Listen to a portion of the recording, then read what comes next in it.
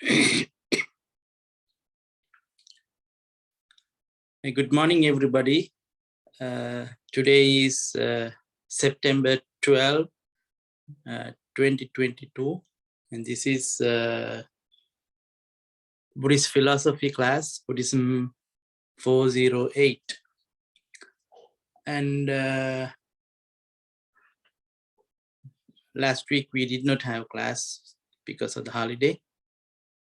So we have 2 more classes, including today. Today and the next week will be the final review and the examination. So we are almost at the end. So today's topic in the syllabus, as you see, is we are going to talk about Mahayana Buddhism, Mahayana Buddhist philosophy. The last week, week before last, in the last class, we were discussing about the, I used the word scholasticism in Buddhism, scholasticism. You know the word scholar. So with that word, you get the scholasticism. In Buddhism, after the passing of the Buddha, monks tried to systematize the Buddha's teaching in such a way that the later followers could memorize them and keep on preserving them. And with that effort, what happened was there arose a tendency to study of Buddhism. Rather than practicing too much, scholarly way of looking at Buddhist teachings. That's why it's called scholasticism. So there were some other, based on this, this tendency, different schools of Buddhism arose in India, like Sarvastivada, Theravada, and many other different traditions.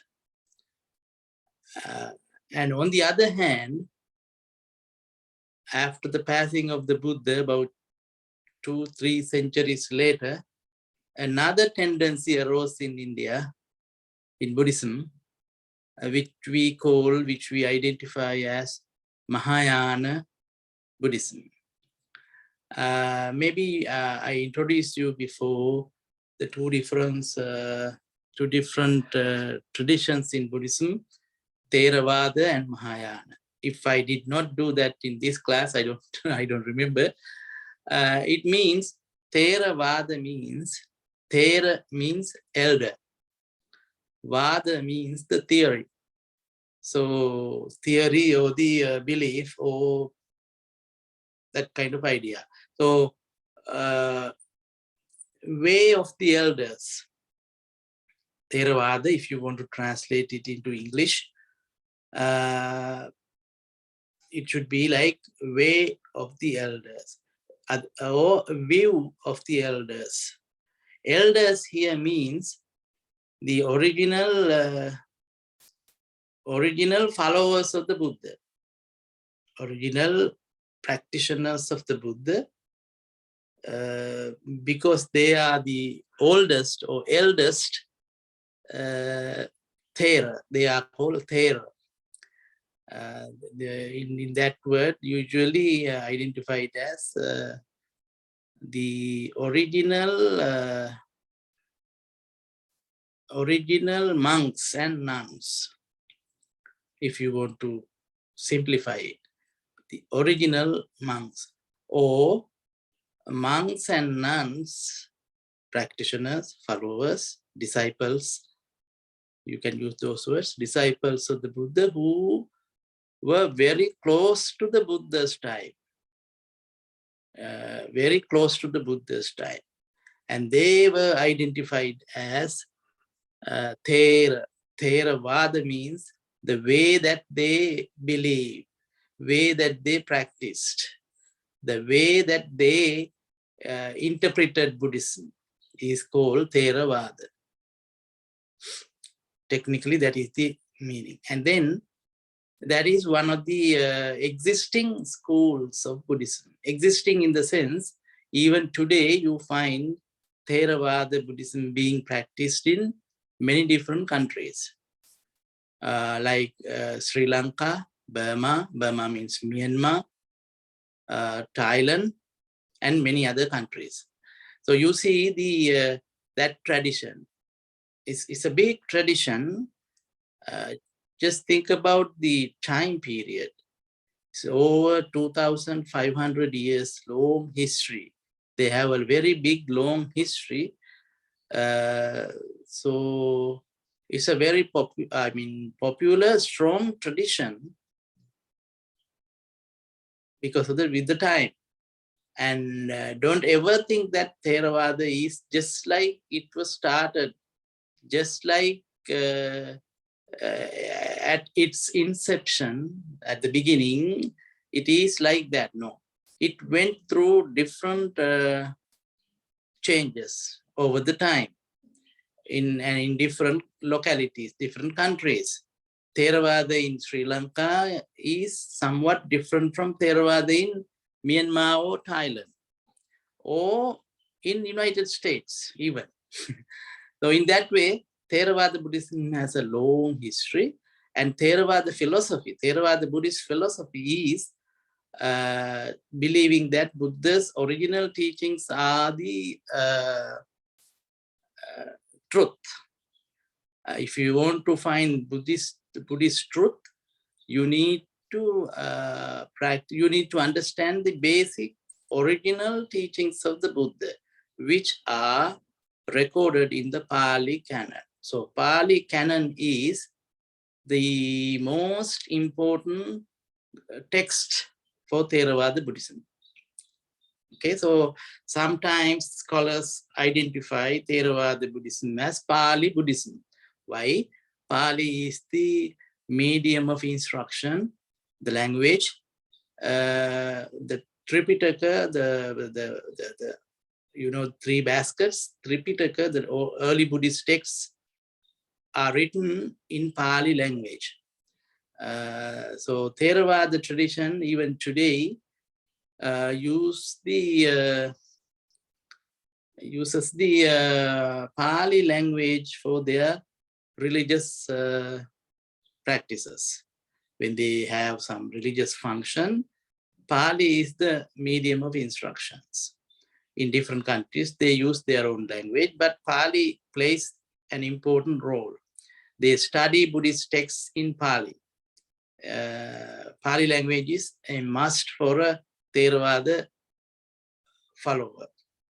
So their language is Pali. That's not the topic today, okay? I'm just giving you a brief introduction of how the topic Mahayana philosophy, how that philosophy came into existence in India, in Buddhism. So when the one group is focusing on the earliest Buddhist texts, Pali, and the things in those texts, whatever the things that were there in those texts, they were following them and they were taking them as serious. So one of the things that you find in earliest Buddhist texts is that you can be free from suffering. You can be free from these samsara, we know these things now, by following three paths. There are three paths in the sense, three options. One, the highest option is you can become a Buddha. If you practice for a long time, and you can become a Buddha, Samma Sambuddha, fully enlightened one. And then after that, you can be free from suffering and you can be free from samsara, the cycle of birth and death. And the second option is you can be a Pacceka Buddha. That is the Pali word that they use. Pacceka Buddha. Pacceka Buddha is not like the Samma Sambuddha, not like the fully enlightened one. Pacceka Buddha is usually identified as a Buddha who is partially enlightened. It's like partial enlightenment. Partial means not full, but it is enlightenment. Compared to the understanding of the Buddha and the Pacceka Buddha, same thing. But there's a little lack. Lack is, what is lacking in Pacceka Buddha is, Pacceka Buddha does not teach. That is why he is partial. He does not teach. He is only, he finds salvation for himself, and he does not have the capacity to instruct others. That is the second one. The third one is the most popular one, Arahant. Arahant is, if you want to translate it, like a saint. You can be free from suffering, or you can find salvation, or you can attain enlightenment by becoming an Arahant. Arahant is also, that was the most popular option during the time of the Buddha and short after. If you can become an Arahant, then you are free from the samsara. You are free from all kinds of sufferings.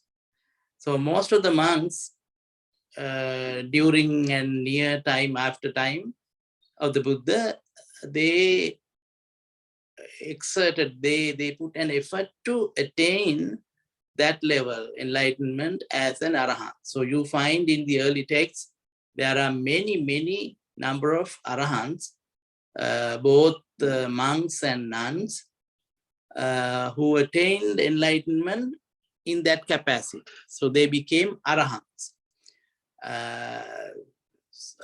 So the tendency in early Buddhism was to attain Arahantship or sainthood and be free from suffering.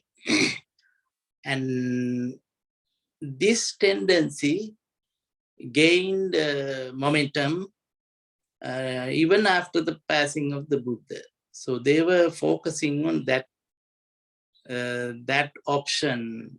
They gave more emphasis to that option, and so they sort of tilted that way. They bent on that direction and were aspiring to become an Arahant, a saint.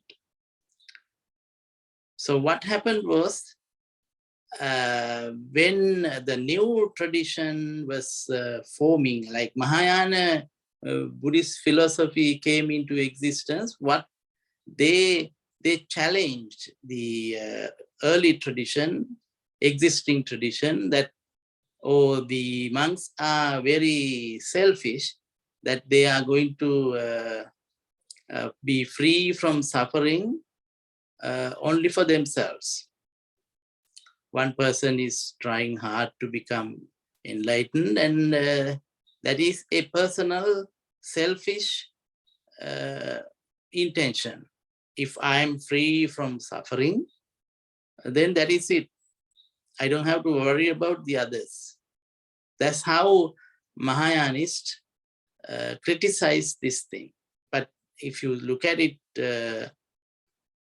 in the philosophic way, Theravada, the followers of Theravada, they argued, first you have to be free from suffering in order for you to help others to be free from suffering. That's truth, right? When you are flying on the airplane, you must have heard the air hostess. They say, they ask you to, they remind you to wear the seat belt, right? And they say, please wear your seat belt first before helping others. I hope you have listened to this statement when they say, please wear your seat belt first before helping others. It looks like they are Theravada followers. I'm just kidding. So the idea is that you have to be free. And the Theravada followers argued that if you say for instance, if you are submerged in mud, understand? If you are, stuck in mud, how are you going to help another person who is stuck on mud? First thing is, you have to get out of the mud and be safe, and then only you can help the other person to get out of mud. Understand? You have to overcome your suffering in order to help others to overcome their suffering. That is the philosophy, Theravada philosophy. But interestingly, the Mahayana, the new interpretation, a new philosophic way of looking at this thing, they argued, no, that is a very selfish motive, very selfish idea. You have to help others while you are following the Buddha's path. Very interesting. You have, if you want to help others, if you want to be altruistic, it's called altruism. If you want to be altruistic, you have to postpone your enlightenment. You have to postpone your enlightenment up until everybody in this world is free. Your task is to help them to get out of the suffering, and then you seek your salvation. So compare these two things and see which one is good for you. It's very interesting argument putting forward by these two groups. One has to attain enlightenment first and then help others. That is one idea. That's Theravada idea. And the Mahayana thinking is you have to help others while you are on the path. You have to help others to get out of suffering. These two ideas. So Mahayana, in fact, the word Mahayana is, the idea is, if you want to translate it into English, it means the greater vehicle. Greater vehicle. Greater vehicle means there are only, I told you that there were 3 options for Theravadins, but for Mahayanis, no, 3 options, only 1 option. You have to be the Samma Sambuddha. You have to be a fully enlightened one. Based on that principle, their belief is right.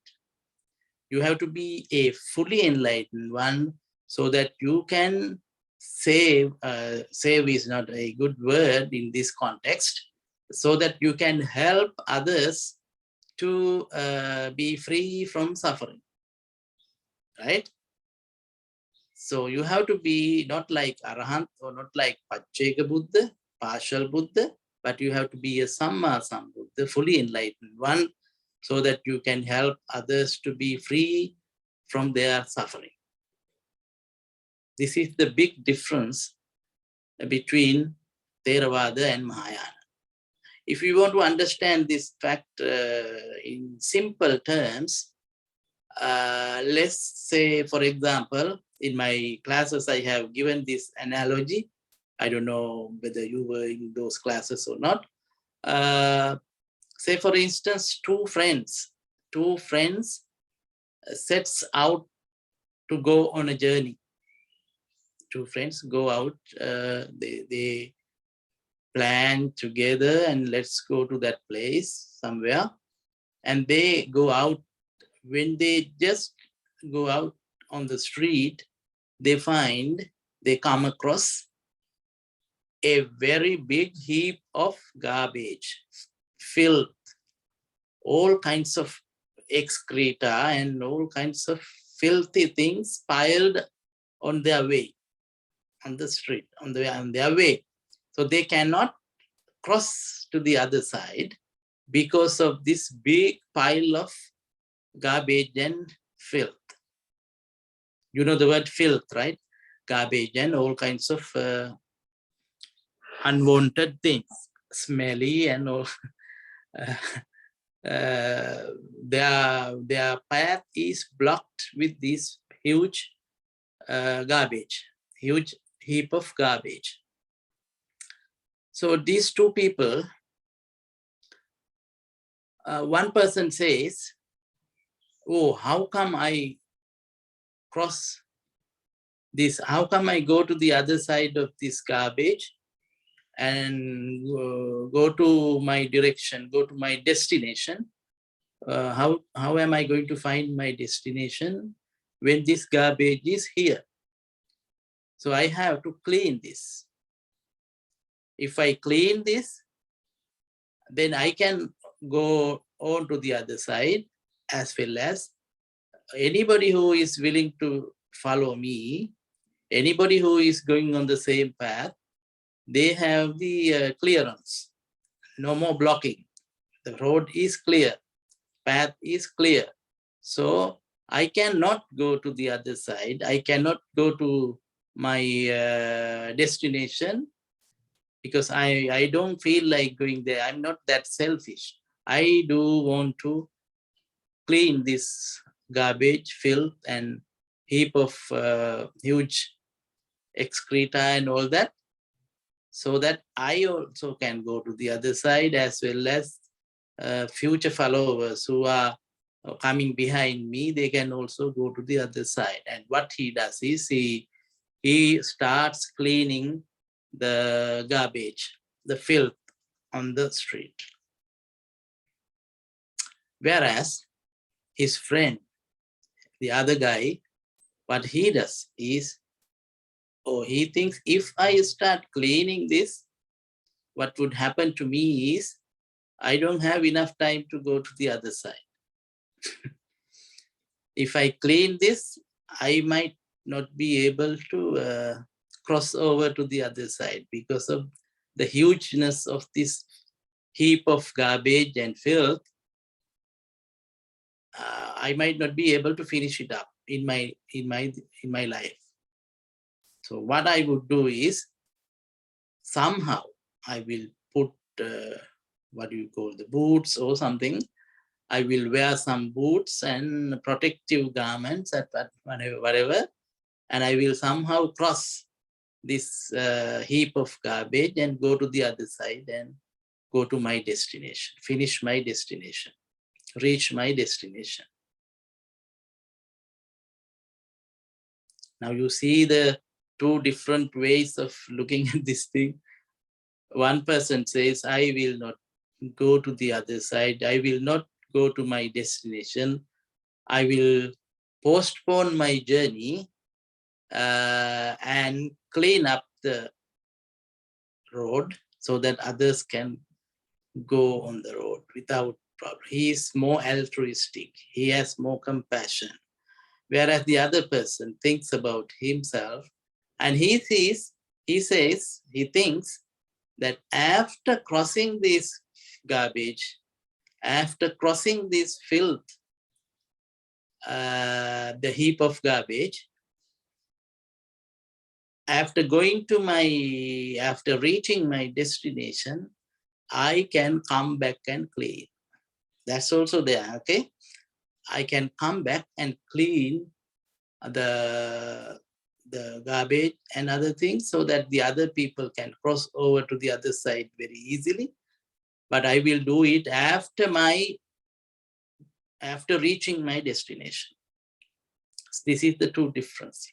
So you put Theravada and Mahayana like this.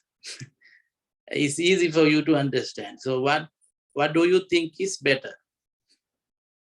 It's up to you to decide, okay? I'm not giving you any any presumptions, but you have to decide which person is better. You can find pros and cons on both sides. Also, you can support either one of them, right? But I'm just giving you this example so that you can easily understand the difference between the Theravada philosophy and the Mahayana philosophy. So people usually tend to name them as Mahayana philosophy is more altruistic. Please learn that word, altruism. If you do not know, check the dictionary. Altruism, ALTRUISM, altruism, the sense of compassion that you have towards others. And then the other aspect of Theravada is self-realization without postponing. Without postponing, you have to do it right here, right now, because we do not know how long we live. Life is insecure, right? We saw it, those things in Buddhism. Life is insecure. So if I postpone my salvation, I might not be able to do it in this lifetime. These two things. You can, argue for both sides. So Theravada and Mahayana is like that. So those are two traditions that exist in the world even today. I told you that Sri Lanka, Myanmar, Thailand, leading Theravada countries, as well as Mahayana countries like Korea, Japan, China, Vietnam, and some other countries. So these are the two philosophies. So in Mahayana, based on these ideas, Mahayana is more focused on the concept of Bodhisattva.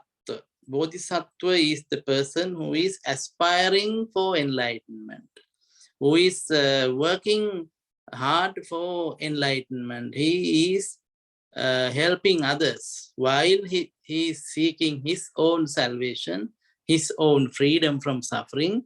He helps others, he supports others, he postpones his enlightenment up until everybody's salvation is there, everybody's freedom is there, which is a very nice, beautiful thought. Don't think that I'm supporting it, but I'm just saying it. It's a very beautiful, altruistic feeling. I will not attain enlightenment up until I will help all other suffering beings to reach, until they reach their destination, which is up until they attain Nibbana, enlightenment. So these are the two big differences of these two traditions. And the idea of Bodhisattva is the person who is postponing his enlightenment until everybody attains enlightenment. That idea, that principle, that philosophy came into existence in Mahayana. With the arising of the Mahayana philosophy, the way that they interpreted things, the way that they criticized the other party is Theravada. So they call the Theravada as Hinayana. Hinayana is the lesser vehicle. That's the pejorative term. Pejorative means sort of insulting. When you look down upon somebody, you use pejorative terms. So Mahayanists came along and they said, Theravada is Hinayana. Why Hinayana? Lesser vehicle. Whereas we, Mahayanists, we are Mahayana. We are following, we have the greater vehicle. Why? Because we aspire to be fully enlightened ones. We aspire to be Buddha. Theravadins, they only aspire to be either, they have three options, either the Buddha or Pacceka Buddha or Arahant. So that vehicle is not great like ours. We have the great vehicle. That's why we are called Mahayanists. So this is just an introduction for you to understand this thing, this difference. And in Mahayana philosophy, of course, if you go into deep details, there are many new concepts coming out of it. It's one of the biggest philosophical interpretations in Mahayana is that Buddha is always there. Buddha is transcendental. What do you mean by transcendental? Transcendental means he does not belong to this world. He lives in another world. He comes to this world. He appears in this world to help the people, to instruct the people to get out of their suffering. So in that sense, Buddha is a transcendental figure, going beyond the world. He does not belong to the world. He belongs to another realm, this type of idea. So Buddha has three types of bodies, they say. Three types of bodies. One is Nirmana Kaya. Nirmana Kaya means the Buddha assumes a body and appears in this world in that form.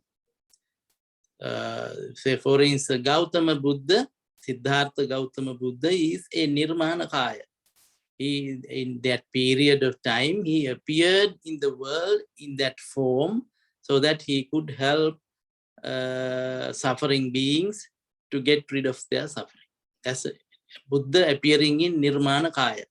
Sambhoga Kaya, the second one, that one is Buddha appearing in divine worlds, in celestial world as a celestial being to help those people. You cannot see Sambhoga Kaya in this world. You have to be a Deva, you have to be a divine being, a celestial being. I don't know whether you can follow this thing. This is the idea.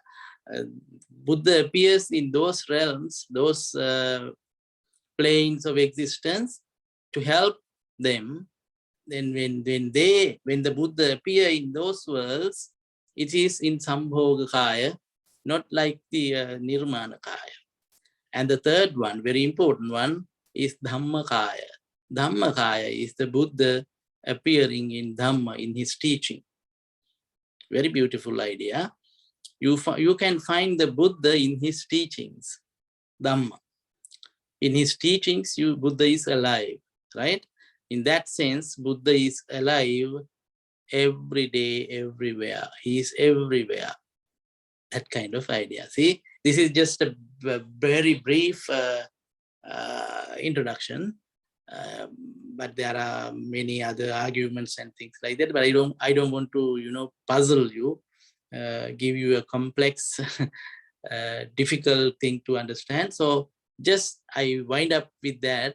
So in the book you can read more, and you will see very, very beautiful arguments coming forth by the Mahayanists to address the differences between Theravada and other schools. So you have to, if you are interested, you can do a little research on this thing between Theravada and Mahayana, what is important in Mahayana theory, Mahayana philosophy.